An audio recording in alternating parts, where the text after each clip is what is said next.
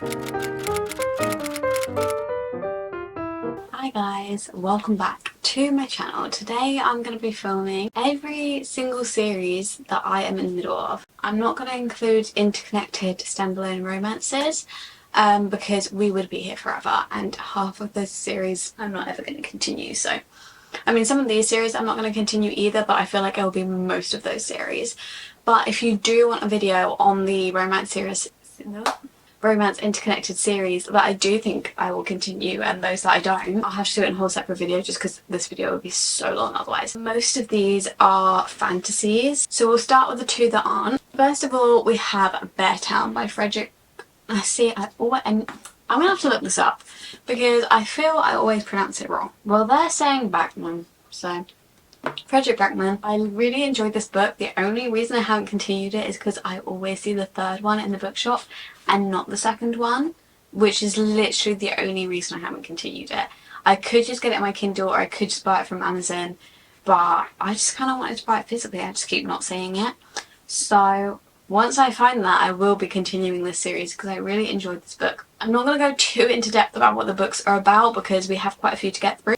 It basically follows this town where hockey is a really big thing, and it's basically the only thing in this town that makes them any money and makes them known at all. So they are really big on it, and it's a massive thing in their life. The main guy on the hockey team, I don't know what their roles are called, but a very important guy on the hockey team does a very, very terrible thing, and the town is basically divided about, I mean, less than divided. Most of them don't care because they love hockey so much. And there's a few that do, but their voices are just drowned out, and it's basically following a load of people in this town. It's multiple perspectives. Sounds so boring. A lot of the plots of his books, when you say them out loud, it doesn't sound interesting. Or it might sound interesting, but it doesn't really sound like my cup of tea or everyone's cup of tea, but I promise you it is. Well, I don't promise you it is, but give it a chance because I really enjoyed it and I really want to continue. I know. I have two more that aren't fantasies. I've got The Housemaid, which is a thriller. So The Housemaid is by Frida McFadden, and I've read the first one, which is called The Housemaid, and then it continues. I think it follows the same woman, but I just think the ending of The Housemaid to me was so silly. I just don't think I can continue it. I read The Housemaid 2023. I literally thought that was the end of last year. Where does time go? That is actually terrifying. But I read that in 2023 apparently, and I haven't continued, and I don't think I have any plans to. I think it was, if you're looking for a fast-paced thriller, it was interesting, it was good. And I will be watching the film when it comes out, but there are a lot of points in the book where I just didn't really enjoy. The ending just felt really weird and cheap to me. It was just someone had told the author that that book was really good and they could do a series with it, so she just threw in something to make it a series at the end. I don't know. The last one that's not a thriller, not a fantasy, is Magnolia Parks. I describe Magnolia Parks as a drama fiction, tiny little bit of romance, but not your perfect romance by any means. The Magnolia Park series is not finished. I'm up to date as far as I can be, but obviously The Last Days He Hates hasn't come out yet, so I haven't finished the series. Definitely planning on continuing the series once The Last Days He Hates is out. I'm really excited for it. I started the Magnolia Park series on not too bad a footing actually. I gave it 3 stars. I thought I gave it 2 stars, but apparently I gave it 3 stars. So I guess that's not a terrible rating, but to be fair, I think I was a lot less harsh with my rating back then because this was 2023 again. But I have grown to love it, and I have grown to see the characters as, they're not perfect in any means, but that is what makes them so realistic. So basically all I can really say about what that's about is it's a British Gossip Girl. Well, I didn't describe what The Housemaid is about. Basically The Housemaid is literally a housemaid, and she comes to be a maid for this husband and wife, and she just uncovers things. There's not really much more I can say without spoiling it. Hey, moving on to fantasy, one of the biggest fantasies in the world. I feel like this must be the biggest fantasy series, right, of this day and age anyway.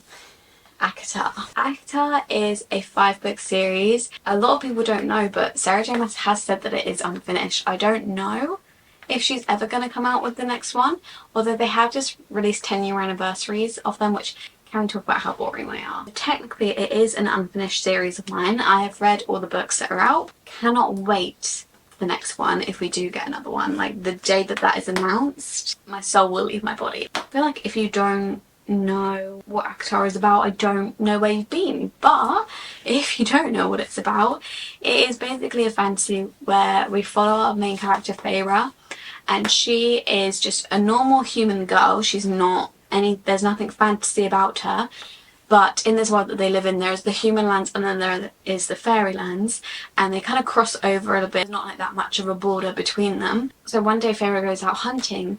She shoots a wolf for her family to eat because they're really poor, so she has to go hunting for them. And she shoots this wolf, and the wolf turns out to actually be a shifter, and they were a fae.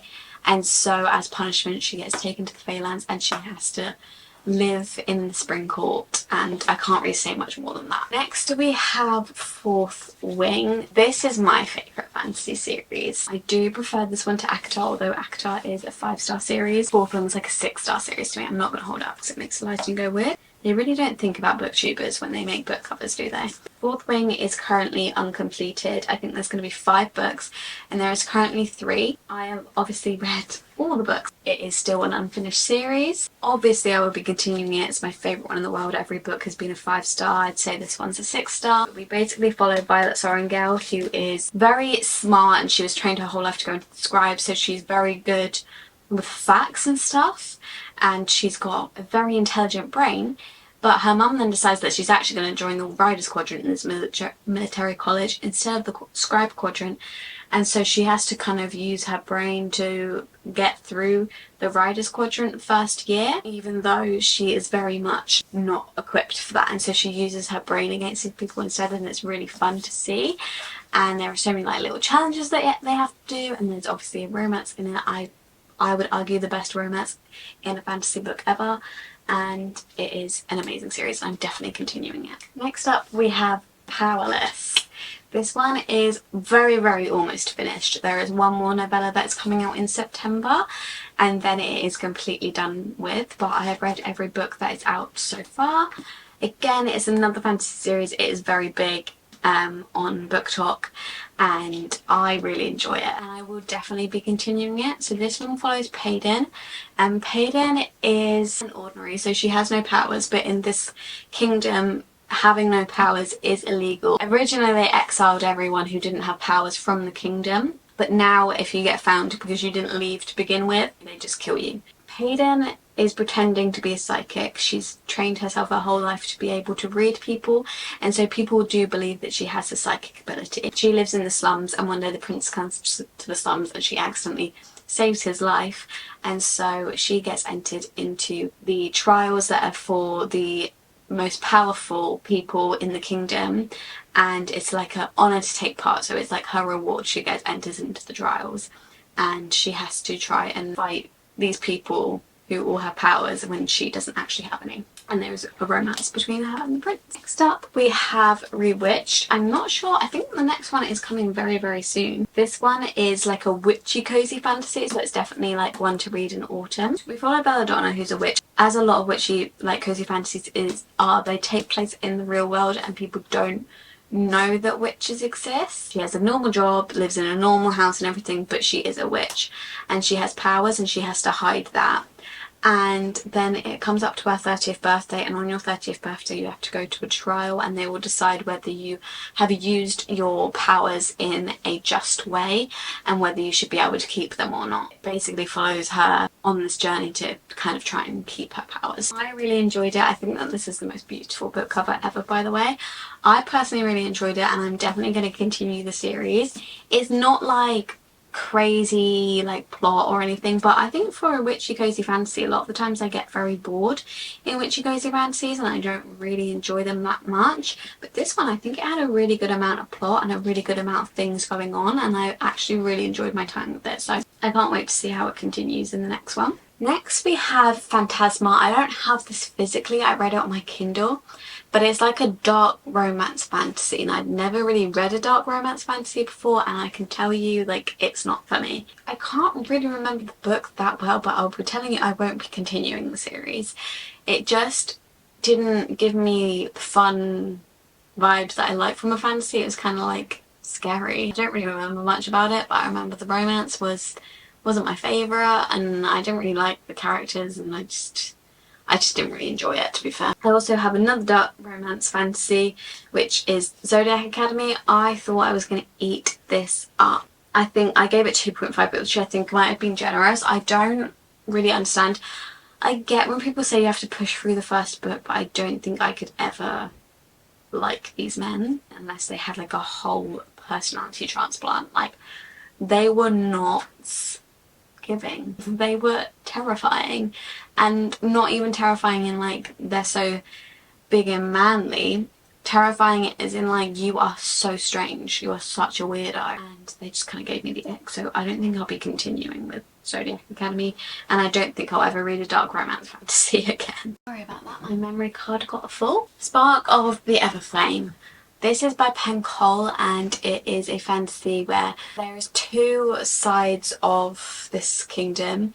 I can't remember what they're called. The Descended is the powerful people, and I can't remember what the other people are called, but we have the Descended who are really powerful, and our main character is the opposite side, and she doesn't like the Descended because she believes that they're all just up their own asses and they're not very nice people. Ends up having to take the role of a doctor at the palace of the king and the prince, discovers some things about herself, discovers some things about the Descended and the king and the prince is obviously her love interest. And yeah, I don't really want to say too much more because I don't want to spoil it, but I really enjoyed it. I think that it is a really good fantasy. It's the closest I've come to like the great fantasies like ACOTAR, Throne of Glass, Fourth Wing, Crescent City. Like, that is the closest I've come outside those books. It's still, I haven't had a 5-star book from that series yet, so it's not as good, but it is close. And obviously I will be continuing the series once more comes out, but I've read all the books that are out so far. Then we have Emily Wilde's Encyclopedia of Fairies.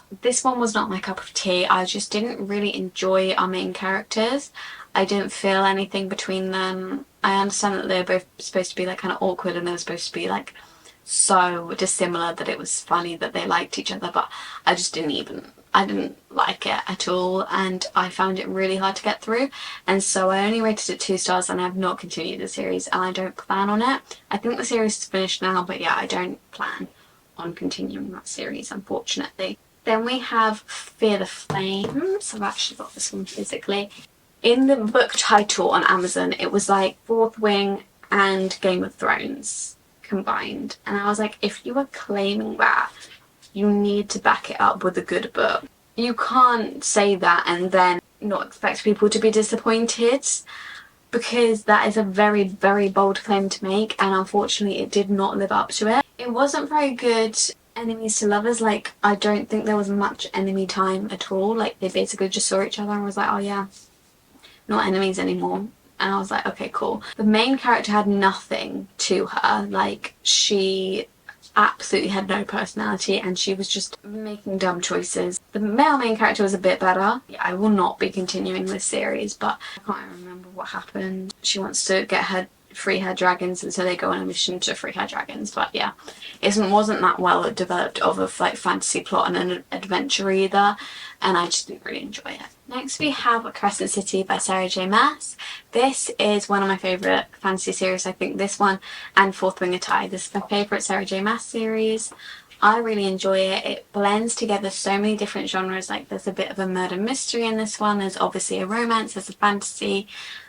We follow Bryce, who is a very, very different main character to Sarah J Maas's other books, which I really enjoyed. Like, a bit of a refreshing fantasy female main characters. I feel like they're never like Bryce, and Bryce basically starts off the book like she is doing drugs, she is partying every night, she is going out with all these different men. She is just very unlike Sarah J Maas's other characters, and this is also very unlike Sarah J Maas's other books because it's an urban fantasy, which basically means that they have like phones and modern technology and stuff. And then there is a murder that takes place, which is when we see Bryce change, when it flashes 2 years later. Because Bryce was kind of close to the murder, it's kind of asked to help figure out what's happened, or like demanded really to help figure out what's happened with Hunt, and Hunt becomes her bodyguard, and then that's the romance, and it's honestly the best ever. There's 3 books out, I believe there's more coming, and I will be reading all of them. But I haven't actually fully finished the series yet, I've only read the first 2. I've got the third one.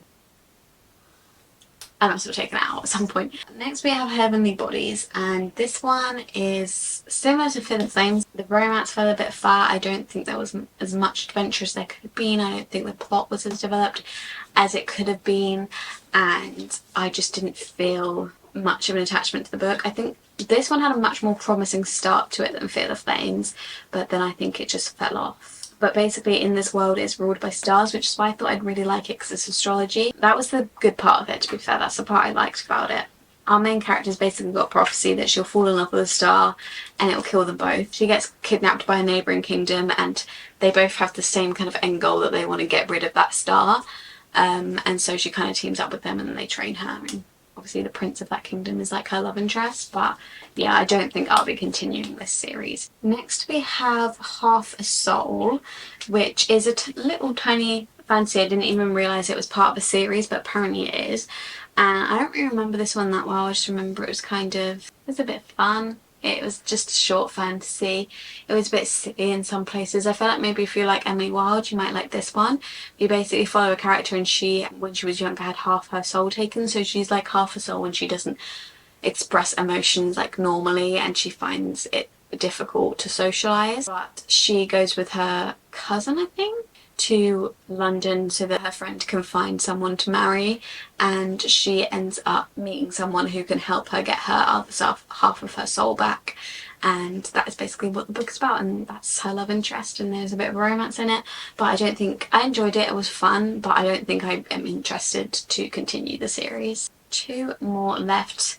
We have Watch Me, which is a spin-off of the Shatter Me series. The first one is out, assuming there'll be more coming because it ended on a bit of a cliffhanger. I gave this one a 3.5. I listened to it on audiobook, so I might have rated it maybe a 4 if I actually read it.